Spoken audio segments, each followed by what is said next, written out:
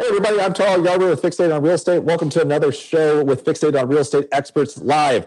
This was a very unique show today. Me and my buddy Jay Scott, our perpetual guest, we are going to go over some of our biggest lessons and mistakes and learnings and all sorts of problems and stuff like we've had in our businesses over the years. We get into joint venture agreements, partnerships, which, by the way, a lot of people want to get into partnerships and they don't realize all the troubles and tribulations that go into that. So we dive into that in depth. We go into losing money on deals. We go into what it's like, what our biggest lesson was in our entire careers in real estate. And we just have a great time talking about all the bad things that we've done. So you guys are in for a treat. There's a lot of great nuggets on this episode for you guys. And make sure you guys continue to tune in weekly to these. And if you ever want to join us on the live version so you can ask questions, go to our website so you guys can sign up for the next webinar that we have going on for the show. So you can ask questions directly from us each week and hopefully maybe even get on the show sometime. So see you guys and hope you enjoy this episode of Experts Live. I am Tarl Yarber with Fixated Real Estate. Welcome once again to another episode of Fixated on Real Estate Experts Live with my perpetual guest, Mr. Jay Scott, who contractually obligated cannot be the host due to him being the host of the Bigger Pockets Business Podcast. What's up, Jay? How's it going, Tarl? So happy to have you again, as always, every single week. I am the Ed McMahon of this show. You are the Ed. You look like Ed McMahon. I don't even remember what he looks like, but let's just say you do. Google it if you are under the age of 50. So then you might know who that is. Hey, I'm under 50. There you go. That said, today's show is a little different. Jay and I have a lot of years of experience in real estate together and separately, right? And we've also, if you combine, we've probably done a little over 1,000 fix and flips. We've done multiple real estate ventures, not together, but ventures, different aspects. Jay just did his first syndication or large one, right, within a property in Houston. I've done some development. Jay's done some development. We both have done some buy and holds, BRRRRs, like all that great stuff. And we've invested in other companies. We've advised companies. We've built out systems. We've destroyed our own businesses. We've built our own businesses. We've done all sorts of great stuff, and good and bad. And we thought this would be a great time since we're nearing the end of 2020, which has been the best and worst freaking year ever at the same time, and kind of go through some of our biggest mistakes we made in our career. Also answer questions from you guys as the listeners, as you guys are viewing this, and participate as much as possible with each other to find out what can we learn, what can we share, what can we grow from through all of our mistakes and misery that real estate has given us over the years.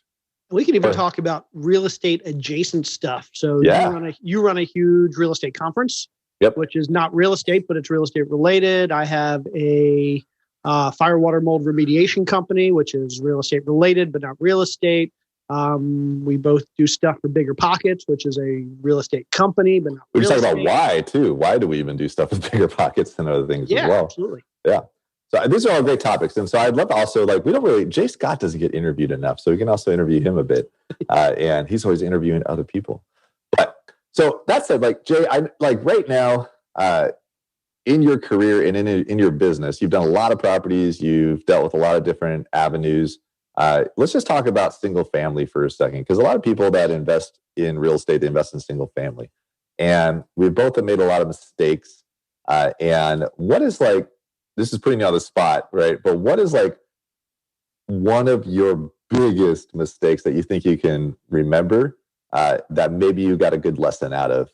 And not to put you right on the spot. I've had so many of them, but I'd say probably the biggest was jumping too quickly into a partnership. So back in 2011-ish, I showed up to the first Bigger Pockets conference. It wasn't even like the same thing as it is now. Josh Dorkin ran this conference back in 2011 or 12. I showed up and there was another guy, I'm not going to mention names, who was part of Bigger Pockets at the time. And Josh said, you two are going to talk about flipping houses. And so he and I put together a presentation. He was on the other side of the country. And we ended up giving this 3-hour presentation, introduction to fix and flipping houses. At the end of it, he came up to me. It was the first time he and I had met personally. he came up to me and said, we should partner on some deals. And I said, yeah, that's great. And he said, let's pick a market. I said, great. We'll pick something like halfway between you, halfway between me. And we picked a market like 1,000 and some miles from both of us. And we started doing deals. And before we knew it, we had like 15 deals going at a time. And then we started having problems in the partnership. And that was my first foray into a bad partnership. Not because he was a bad person, hopefully, not because I was a bad person, but just because we didn't have the right complementary skills, complementary personality. And at the end of the day, it was a very stressful year for us. Okay, so we get this question a lot, or we've actually, and you do, as well, like, what is it like to partner with other people, like, or joint ventures, or doing business with others, or like, I got my best friend and we want to go into real estate together, or whatever, or I met this guy at a conference, right? And so what's some of the things that kind of, if you don't mind sharing, we're not naming the names or anything like that, but what's some of the things that happened to make this partnership fail? Because that's a very common story. Yeah. So I can go through a few of them. One, we didn't know each other well. So we weren't familiar with each other's styles and personalities. If one person is more kind of like type A and the other person's not as much type A, or worse yet, if they're both type A and they both want to control everything, it can make things really difficult. I'm kind of more detail oriented. I felt like he wasn't as much into the details. Not a bad thing or a good thing, just different. But it frustrated both of us because I was bothering him with stuff he didn't want to be bothered with, and he wasn't bothering me with the stuff I thought he should be bothering me with. And then there was just the issue of just different work styles. So he wanted to be pretty hands off and kind of trust everything to a general contractor. I wasn't as trusting at the time, and so. And then there was disagreement about who would do what. So we kept thinking the other person was going to be in charge of the rehab, and we wanted to be the brains of the operation and let the other person be the brawn. But neither of us actually wanted to do the work, and so it ended up being a difficult thing. Then it boils down to in every partnership, you have to have complementary skills. So you have to have between the two of you all of the skills. And the problem is he and I had the same skills and we were lacking in the same areas. Neither of us were good hardcore marketing people. Neither of us at the time were great at raising money. We were good at flipping houses. So you had two people that were great at flipping houses, but you only need one. And then you had nobody that was great at doing the money raising and the marketing and the promotion. But you need one person to do that. And so we didn't have complementary skills. We had the exact same set of skills. And that's actually the biggest thing I see new investors do. It's like two guys will meet at a conference. Neither of them will have any idea what they're doing. They'll be like, oh, dude, so you used to fix cars. I used to fix cars. You grew up in Boston. I grew up in Boston. You like real estate. I like real estate. Exactly. You want to flip houses. I want to flip houses. It's a perfect partnership. We're exactly the same. And no, you don't want exactly the same. You want it to be, you're really good at all these things. I'm not. I'm really good at all these things. You're not. That's a good partnership. Yeah, and that's one. That's definitely a really good perspective. But it also sounds like one of the big lessons that you guys got was that you didn't have clearly defined roles and clearly defined lanes on who's in charge of what to make it actually work. And I see that not just in partnerships, but I see that in businesses, and I see that with spouses. I see that in with employees and and all that down the line of who's ultimately in charge of this thing, who's ultimately in charge of that thing. And in my business, we call them lanes, and which I don't know where the hell we got that. We stole it from somebody. But whose lane is it? And so possibly a really good lesson is when you do a JV or a joint venture or a business partnership, you define those lanes early on, not later. Yeah. I remember we disagreed on stuff like, do we stage houses or not? And for us, it was like no brainer. You stage every house. And for him, it wasn't worth the $3,000. And so that was, again, nothing wrong with his perspective, nothing wrong with my perspective, but they were incongruent and it caused a lot of battles because how do you prove that you get that value? I couldn't prove it to him. He couldn't prove it to me. And stupid stuff like that, those things add up. Yeah. And so, yeah, at the end of the day, it was a good reminder that partnerships are really difficult. And when they're good, They're great. I mean, I've had one partner, you and I have been working together for years. I mean, not a lot of real estate stuff, but real estate adjacent stuff. And I've had another partner that I've had for 10 years. We do everything together, but those are few and far between. And it takes a lot for a good partnership. So don't go in blindly assuming that partnerships tend to work out, because typically they tend not to. I would fully support I do fully support everything you said. One piece of advice to give people out there, especially, like, it doesn't matter like who you are, what level of the business. I always wanted a partner because I was working my business by myself, like as the owner for so long. And I'm like, maybe I just dreamed of having a really good friend that can like be in business with me, and it'd be so much more fun, like my tribe or whatever, right, kind of thing. So I was that, that desperate, individual always seeking somebody else to be in business with me. And because I'm such a loyal person to other people, and I figured other people are the same way. It'd be so cool if we're doing this together, like whoever that might be. And I've been looking for that, or I was looking for that person for so long. But it got me into bad partnerships because, I was Pollyanna sometimes with like, oh, finally a really cool person that we can like do business together. So my reflection on that has to do with, similar to what you guys had, is instead of doing like an entire company and an entire like, let's go start a company together and do this business. The best thing about real estate is you can do transactional based partnerships where you're doing a joint venture on a deal, right? And that's like almost like a test run of the marriage where you're doing that one single family home or that one property or that one. So it's transactional based partnerships, which I'll do all day. Yeah. But absolutely. If we're going to marry and like merge funds and everything, like that's like, okay, that's like, let's be super cautious there, because I got plenty of stories of bad things in those scenarios. So, yeah. And two more things I'll throw out there for anybody that's thinking about partnerships. One, a lot of us quit our jobs or went into real estate because we don't like working for somebody. Mm-hmm.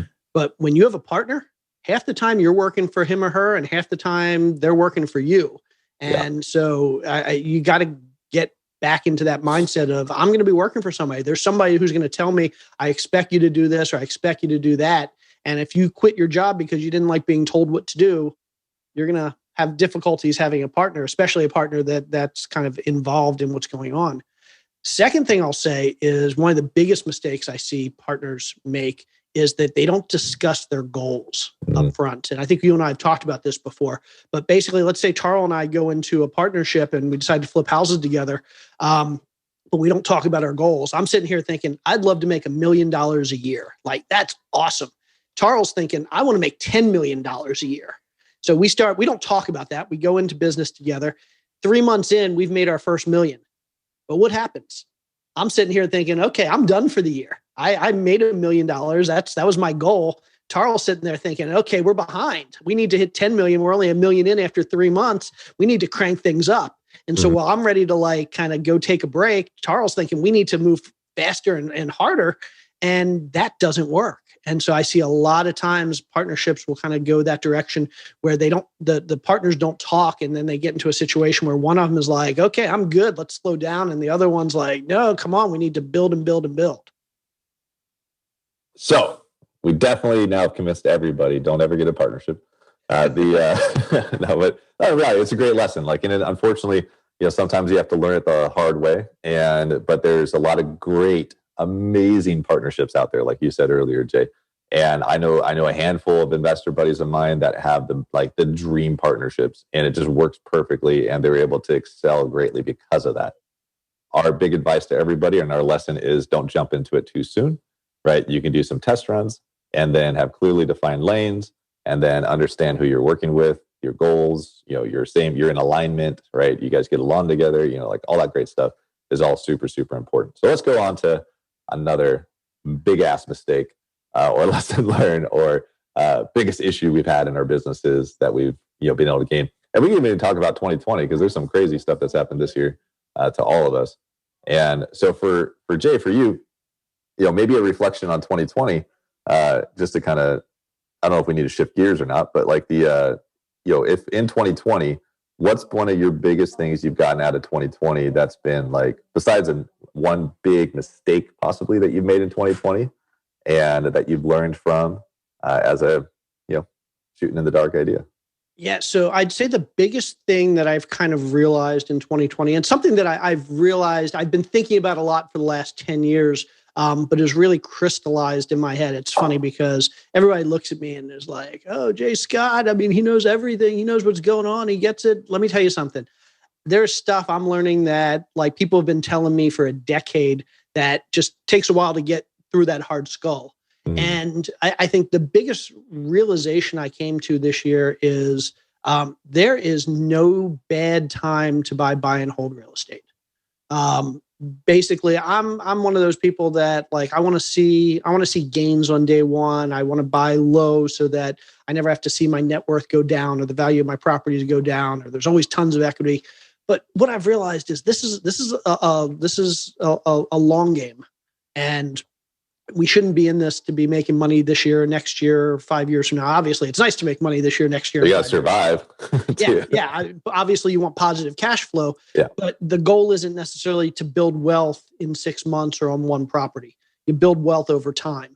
And I wrote a Facebook post last week that just something that kind of hit me, just the value of being a collector, the value of collecting assets over time, because your biggest asset, the biggest benefit you get from investing is time. Things go up in value over time, or things that are the good assets go up in value over time. So I would rather overpay a little bit for something today, assuming it cash flows or I can afford the negative cash flow. If it's not cash flowing, I'd rather overpay a little bit today than hold off buying for another 2 or 3 years.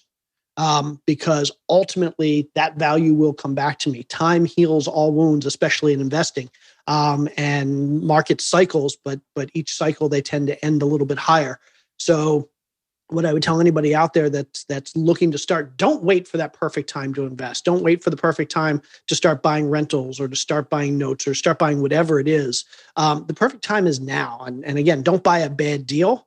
But start collecting your assets now, especially if you're young, because you're going to look back in 10, 20, 30 years and realize, wow, I wish I would have just bought a whole bunch more assets and just waited. Yeah, it's like your future self will thank you. Yeah. And you and I we both suffer from this debilitating investment mentality called flipping houses. And where one of the major drug addictions of flipping houses is that very large, quick return that we get, right? And we get influx of cash and we get a bunch of money and it's freaking awesome. And our tax returns look super cool and our P&Ls look super great. And like, our egos get super big and, all that kind of stuff. Like, but I mean, I'm partially joking on that.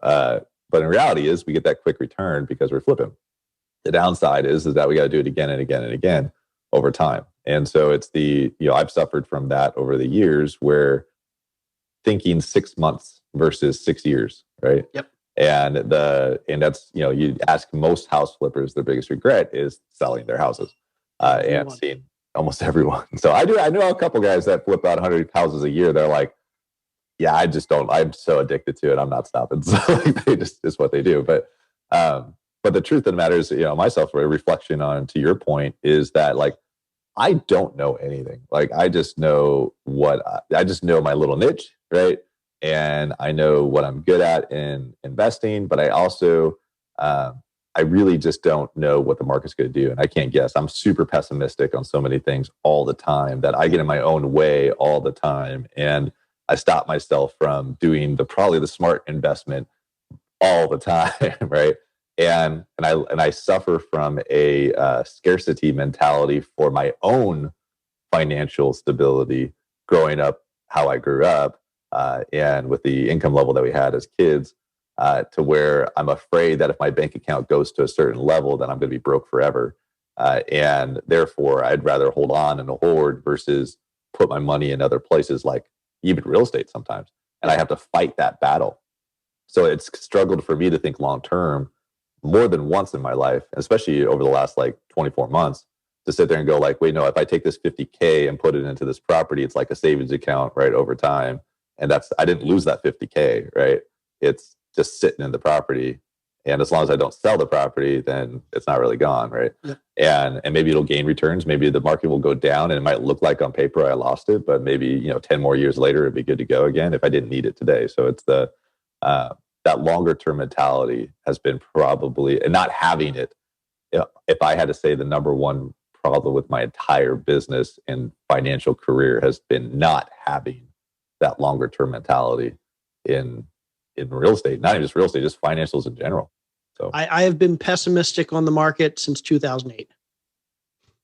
Yeah, it's true. Since 2008, I keep thinking, oh, this is it. It's going to get worse. It's going to get worse. And I was actually right for a few months there in 2008. But yeah, it's a lot of people. It's easy to be pessimistic. It's easy to have a scarcity mentality. And when we say scarcity mentality, it's not necessarily a scarcity mentality with respect to other people. I think Tarl and I both agree that like when it comes to people and relationships, you have to have an abundance mentality. I think what Tarl's talking about when he uses the term scarcity mentality is just scarcity in that we are not going to have enough for ourselves and our family. Yeah, for me. That's all going to go away. And I think you and I grew up in similar backgrounds where we didn't have a ton of money. And my parents like would make money and then they wouldn't, and then they would, and then they would. And it was like, for me, it was like, it's always going to go away at some point. And it's when you're conditioned to think like that, it's hard to change it. But we just need to remind ourselves that be collectors and assets will go up over time. So just buy them and store them and wait. Love it. So but on the other note, know your math. So absolutely. Yeah, I don't want to go out there and broadly say that you and I are sitting there saying like, yeah, just go start buying shit. Like it's more know your math, know your deal, know how to analyze deal, which we'll do a show for you guys sometime in December, probably specifically on how to analyze deals and the best way to do that. And because a lot of people want to know how to do that better. That's our biggest mistake for 2020 is like, realizing that, hey, we should be holding on to this stuff despite what's going on with the markets. We could have jumped on things a little bit sooner, right? We also don't know anywhere near as much as we think we know, right? Like it's all guesswork.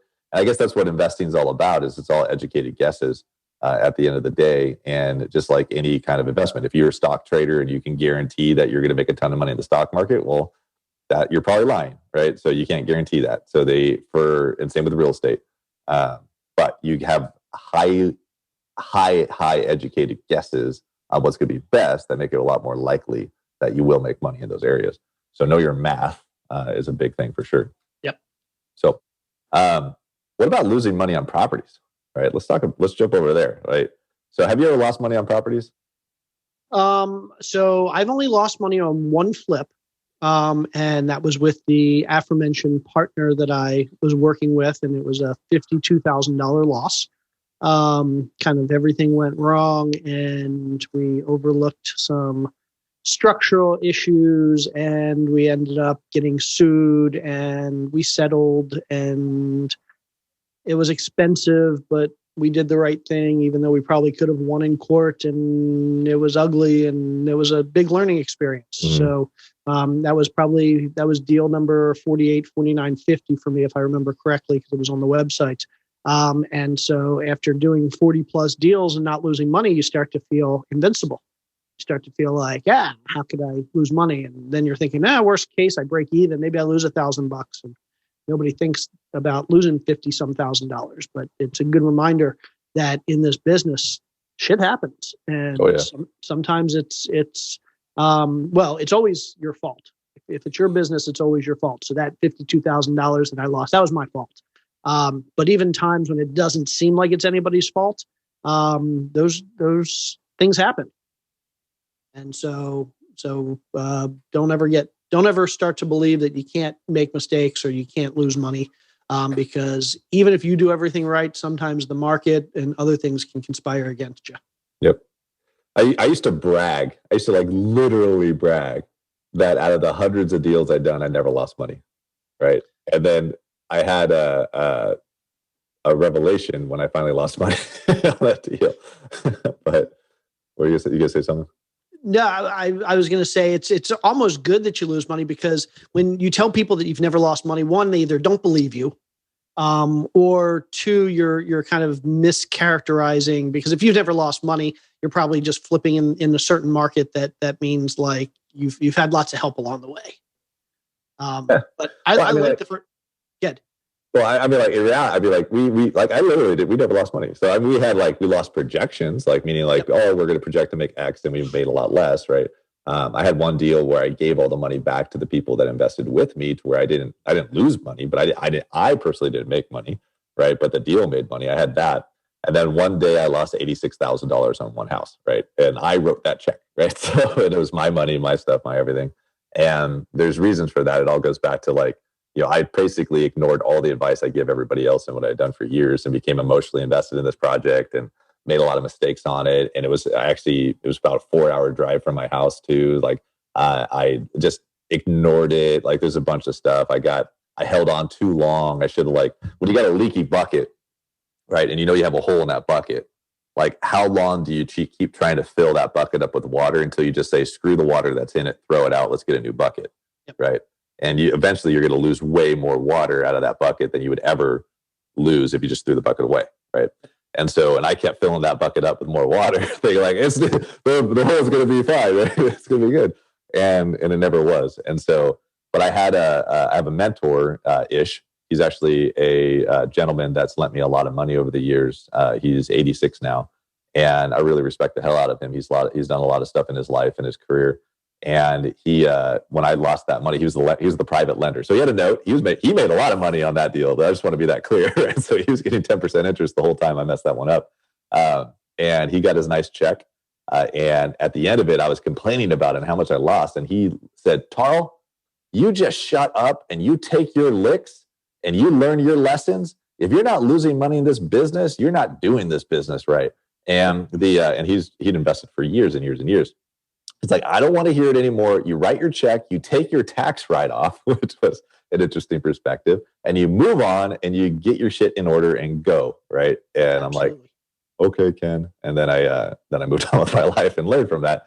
But it was that mentality that really helped out a lot with going, okay, well, I can't bitch about this. I bought the house, I did this stuff, and I wasn't complaining to anybody. I just vented one day to him, and he told me to shut the hell up and learn my lesson and move on. And because he'd lost way more money before in real estate, and now I have a story to tell, right? And I just don't want too many stories like that.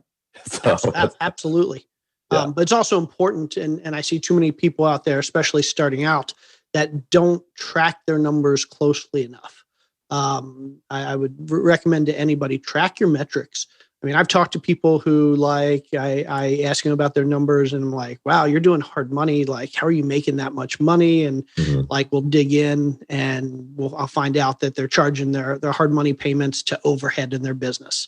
So they're not actually charging that to a project. So it looks like their projects are making tons of money, but then at the end of the day, their business isn't making anything because they're not really tracking everything, or they're spending so much on labor, like employees. Yeah, my project manager, I don't charge him to a project. All my projects are making tons of money. Well, yeah, but then when you pay your employees their $200,000 a year, that profit's going away. And so big recommendation to everybody is make sure you're tracking your money correctly, and you're allocating all your costs, your loan payments, your employees, your equipment, your office. Allocate that to your projects in some prorated format, so you really know how much you're making, or at very least, like, look at your business at the end of the year and figure out what you're eating in overhead. Oh, there's definitely, I can agree with both of what you said. What we do, I'll be honest with what we do. We, if we have, when we had like a lot of more employees, I never looked at like the per project. We always track those per project all the time. We classify them in QuickBooks Online. We know exactly how much we made on that project without overhead, right? But I always looked at my company P&L, right, which was my entire picture, to see what we're making with overhead and all that stuff. And we would track all of that stuff to the penny. So, but with what you're saying, one of the things that I would highly agree with is that you can make a P&L on a project however you really want it to look like, a profit and a loss. Absolutely. So be careful with who you partner with in deals. Let's go back to partnerships. And think about this, guys. We're investors, right? That's what we do. So what is the number one thing we should know when it comes to investing money? Numbers and financials, right? And we get away from that sometimes, especially if you're flipping houses. We think we need to learn construction and we learn to know how to find deals. And you invest, you put money to duplicate itself, hopefully, so that way you make more money. So it's all financials. And if your financials are messed up, which my financials were messed up years ago because I was just flipping houses and I wasn't focused on my financials. Jay's financials have never been messed up, so he's a bad talk on that. If he says otherwise, he's lying because he reconciles every day. But but me, like I was just going and blowing and going and whatever, right? And so I didn't have a QuickBooks, right? I had amazing Excel spreadsheets, right? But I couldn't tell you what my entire company overhead cost was and everything else with it until my CPA looked at it at the end of the year and gave me my tax return, right? Which is the wrong way to do it. And so but I spent a lot of time, energy, and money to get that all fixed. And so you invest money. So learn money, right? Learn financial statements, learn other people's financial statements, learn how to look at all this stuff, learn the math, right? And how did you increase your ROI? If you made a large net profit, right? But your ROI sucked, right? At the end of the year because you count your overhead and all the other things, then you're really not making any money and your business isn't doing that great. So just have that good reflection. And there's actually a good question, actually two good questions here. And just because we were just talking about losing money, we'll answer this one first from Scott. If you've never lost money over a long period of time, is it a signal that you're being too conservative? It's a signal that you're being conservative. I don't like to use the word "too" because that implies there's a right or a wrong amount of conservativeness.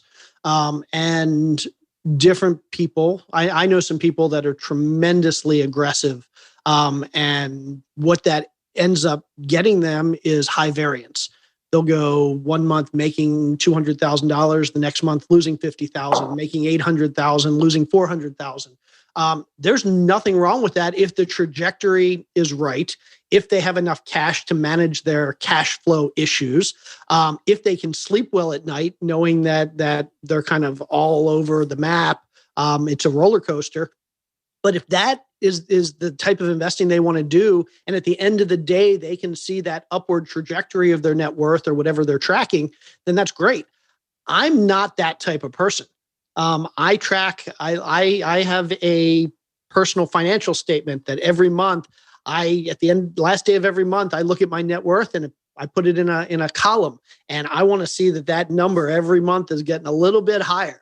I don't want to go up 600,000 1 month and down 400,000 the next month. And so for me, I sleep better at night knowing that I am being conservative, that I'm not losing money on most deals, even if I'm not gaining a ton of money. But that's just me. And I know plenty of successful investors who are just the opposite. And those tend to be the ones that make a whole lot more money than I do, or lose a whole lot more money than I do over some short period of time. So you have to decide what works for you, and don't use the term too conservative, but conservative. Yeah. If you're not losing money on any deals, you're being conservative, and that's not necessarily a bad thing. Yeah. And I can tell you right now, I was too conservative for a long time. I will use the word too conservative. And I still am. I still get pretty conservative. And we just have really, really defined, here's the other thing too. You might look at people and go oh, that person's being a really conservative investor, right? And then you might also look at somebody else and go that guy's really aggressive. And there's deals that I buy that some people might say that's a really aggressive deal, but it's not. It's us. It's conservative to us because we're so refined in that specific market, or so refined with our specifically what we buy that we've checked all our boxes, our due diligence. They're there's no risk in this deal, so let's just buy it, right? But somebody that's newer might look at it as that's a really risky deal. But that's the same as I don't know anything about storage facilities.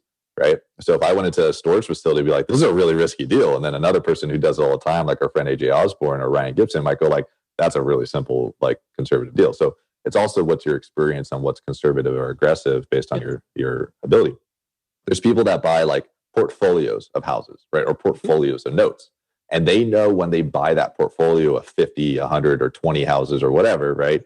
They know that hey, they're looking at what's the return of the entire portfolio.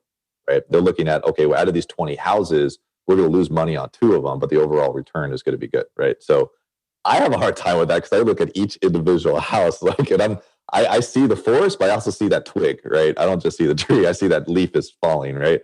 And so I have a hard time with that. So I just know that I'm the wrong person to run a portfolio because I'm going to see each individual freaking house and then stress about that one that's losing money. And that's the other thing. I mean, real estate is one of those investments that tends to be, for most real estate investments, pretty easy to forecast your returns.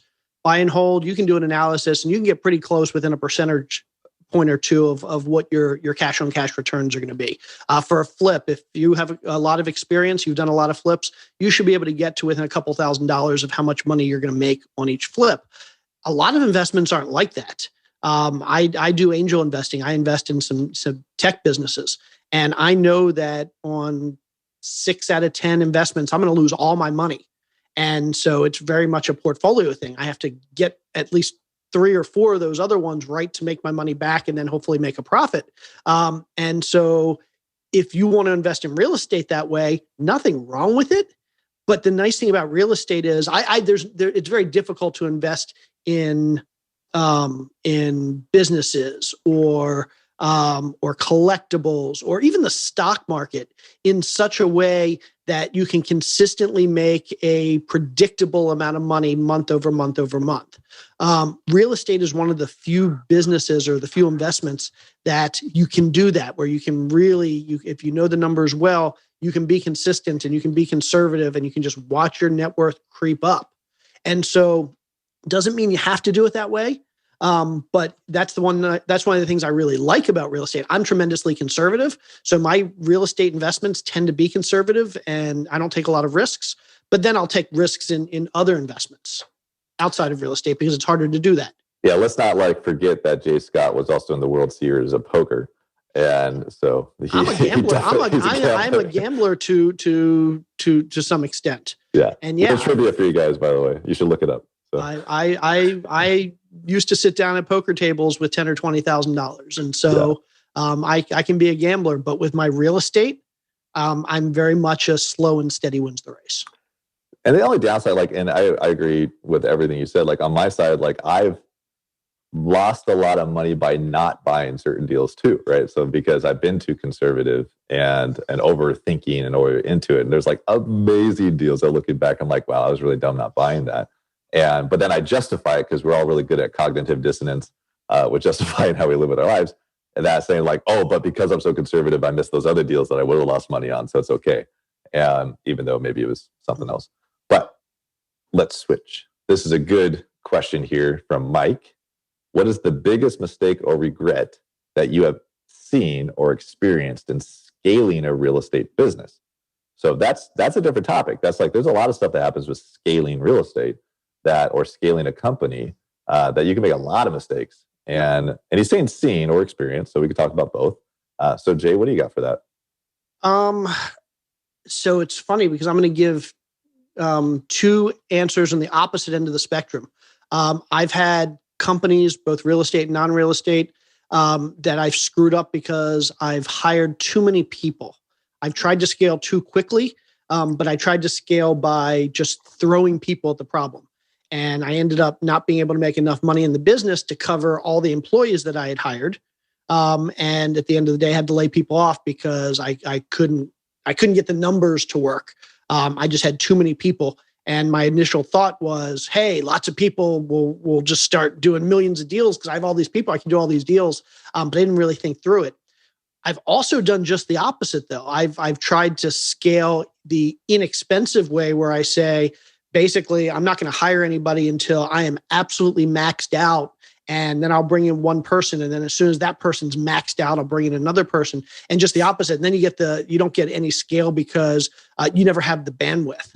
And it's a slow scaling. And so there's what I would tell anybody is there's a sweet spot in there. You always want to be hiring a little bit of ahead of the need, but make sure that when you bring people in to scale, because people's definitely the hardest part. In my mind, people is the hardest part about scaling. Yep. And so when you go to bring people in, make sure you have a very clear role. Make sure you have a very clear path for them to grow into the role. Nothing wrong with bringing in somebody saying, okay, I only have enough work to make them 70% efficient today, but have a plan to make them 100% efficient within 3 months or whatever that time frame is. Know where the deal pipeline is going to come from. Know where the money is going to come from. Whatever your bottleneck is, make sure you have that problem getting ready to be solved, so that you don't have a bunch of people sitting around. And by the same token, don't get somebody to give you $1 million and find $1 million worth of deals and then think, okay, now I have to go out and start hiring. It's a balance. Big balance. And it's timing. And it's also remembering that scaling is up and down. Mm-hmm. So too many of us think up only. Yep. And then if you think up only, that means you also think that's not what you think, but then what happens is that your overhead also goes up only. And it becomes and probably the biggest mistake I had, and also I've definitely seen having too much overhead that you have to feed the machine. And so to where you're basically doing the business just to pay the bills and pay your overhead in your company versus actually turning a profit, which goes back to the ROI comment that we made, because remember, we're investors. And so you then have too much money going out, not enough coming in to feed the machine. And then you're forced to do things maybe that you didn't want to do. Like for me, I remember still vividly in 2017, we had an amazing burr in Tacoma. That would have been the best to keep ever. But based on cash, because we had a lot of assets, but sometimes you have a cash crunch, right? Where you have like not enough coming in cash wise to actually make stuff happen. And so you need to actually possibly sell something in order to be able to keep that. So I had a property that like totally messed up, not messed up. It was a great property. And we had to sell it because in order to keep the overhead going, we had to get that $65,000 out of that property. That was net profit plus all our money that we had. So it was almost $100,000 that we got back out of it in order to keep the payroll going for another 60 days when we had a bunch more money coming in later, right? And so we had a short time cash crunch that forced me to actually sell that property. And looking back on it, it pissed me off the most. And it was a big lesson for me to go like, I never want to be in this situation again. And the only reason why we were in that situation is because we had scaled up too much and we had too much overhead and too many obligations financially. And our production at that exact moment didn't meet it. And we probably could have been scaled down a little bit more. And we didn't have the ability to scale down quick enough. So it completely switched how we do business was that exact moment. Yeah, I don't like to tell people how to do things because not everything works for everybody in every situation. And I don't necessarily do this in my non-real estate businesses. But one of the biggest mindset breakthroughs I've had in real estate is this idea that I will never hire an employee when a contractor can do the same job, when I can find a contractor to do that same job. Employees are great for some things, and employees are great in general. But they come with a lot of overhead, both financial overhead, time overhead, stress overhead. So I will always ask myself, and I do have employees, but I will always ask myself if I need to fill a role, how can I do this with a contractor and not have to hire a full-time employee or even a part-time employee? And if I think hard enough, oftentimes I can figure out the answer to that question. If I can't, then I go hire the employee. But too many people, I think, default to hiring a full-time employee when they could probably get some efficiencies by starting with, or even forever, having a contractor in that role instead. Yeah, 1099 if you can, yep. Right? So the legally. And then for the other, and that's, talk to your CPA and legal advisors for how you can do that, right? But that said too, right, like another scalable situation that I've seen is that for investors, that where they mess it up a lot is that they have great systems at a certain level. And then they think, oh, these systems work at all levels. Or these processes we have for buying properties will also work if we scale up. And they're not changing what they originally did to get to where they are to be able, because where you are today and what you do today might not be the same process, the same people, the same system that you do tomorrow, especially if you're scaling. And so you have to have a way to have some R&D, some aspects where you're actually being able to like reevaluate, is what we're doing actually working, right? To be able to continue to go to the next level. If you're really comfortable doing, let's say 10 flips a year or 10 burrs a year, right? That doesn't mean that you can do the same exact process to do 50 a year or 100 a year, right? And so what I've seen more than once is people scale too fast, too quickly, and then they're playing catch up all the time to try to get their systems and processes to make that work. And it's a constant chaos. And so the other retrospect is that thinking too much to where you have to have the perfect process and system before you go try to scale up as well. So it is a balance, going back to what you just said, Jay, earlier, about having that balance, knowing like, okay, well, we do need to change what we're doing in order to go from 10 flips a year to 50 or go from 10 rentals to 50, right? And we need to do that in conjunction with while we grow. But how much can we get ready today in order to be prepared for tomorrow? And let's do that quickly.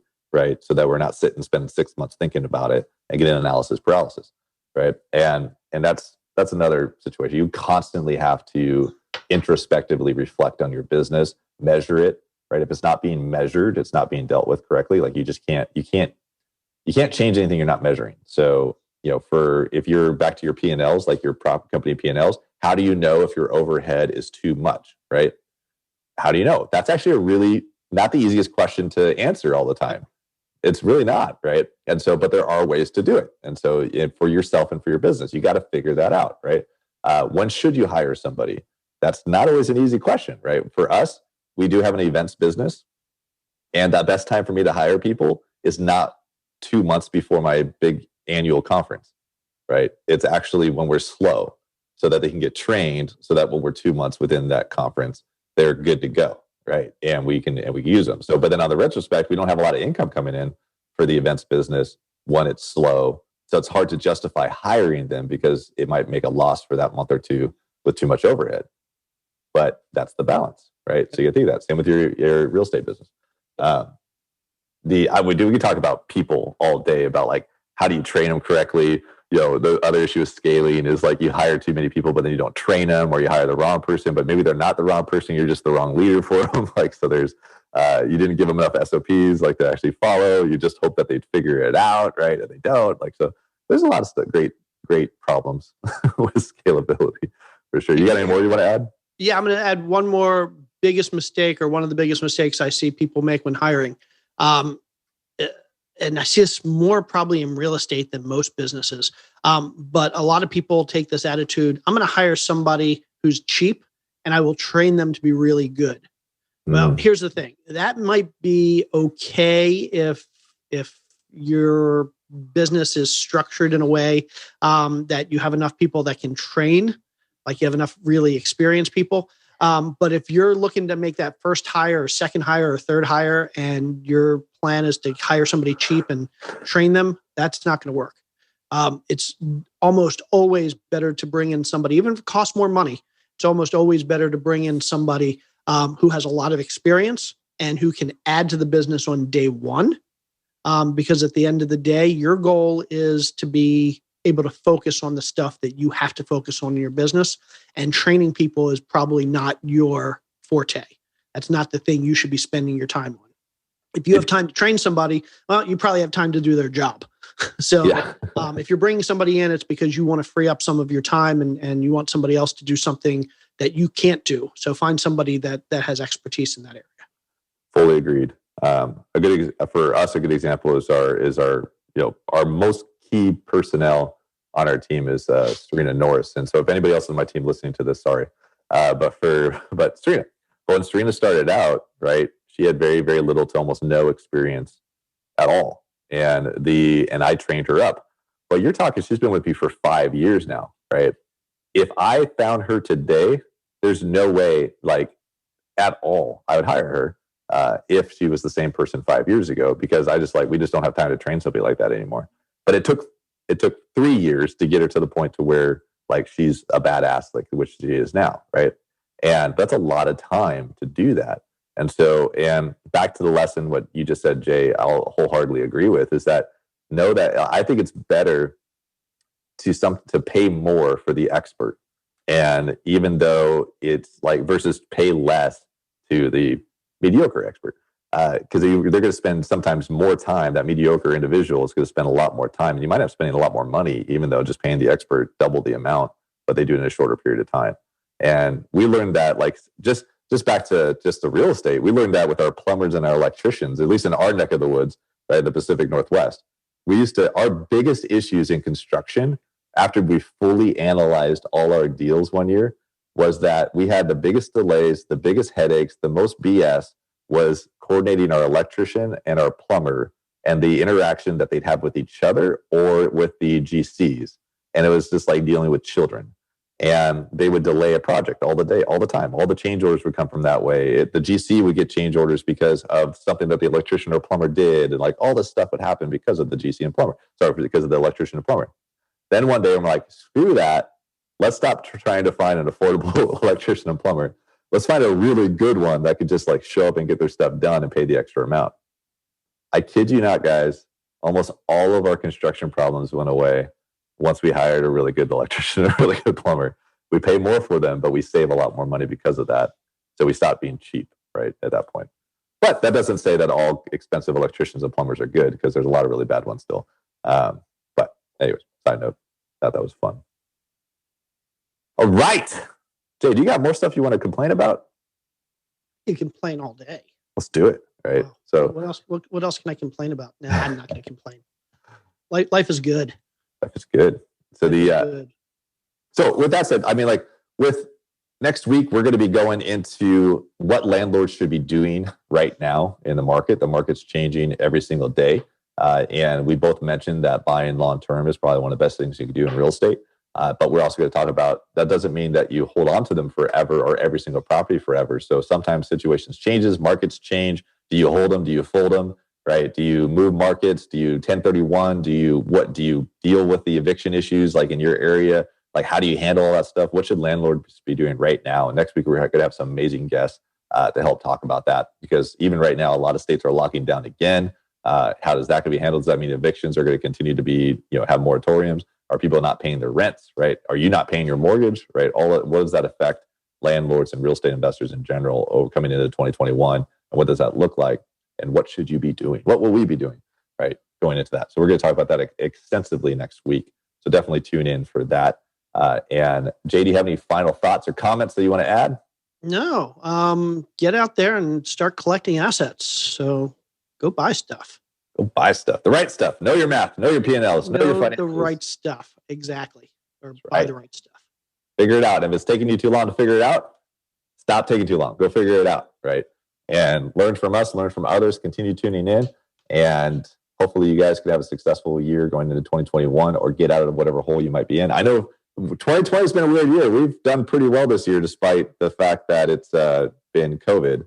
And before the end of the year, we'll have a show just for you guys to do reflections on some of the positives of 2020 and what that might look like for real estate investors going into 2021 too. So tune in December. We'll have a show for that as well. Jay, where can people get a hold of you? So J Scott Investor on Facebook, JScott_123 Flip on Instagram. If you want to connect with me, my email is j@jscott.com. And if you want to invest with me, we've got some cool investments every once in a while. Go to investwithtarl.com. Invest with Tarl. No, invest with J. Investwithj.com. Jay. No, just the letter J. Just the letter J. Just the letter J. Don't spell it wrong. So, and of course, you can follow me, Tarl Yarber, on Instagram @Tarl Yarber. My company, Fixated Real Estate, Fixated RE on Instagram and Facebook. You can go to our website, fixatedonrealestate.com, and see past videos, webinars, and also our YouTube channel, Fixated Real Estate on YouTube, to watch the past webinars that we've done and shows that you guys can tune into if you miss these weekly. So, talk to you guys next week.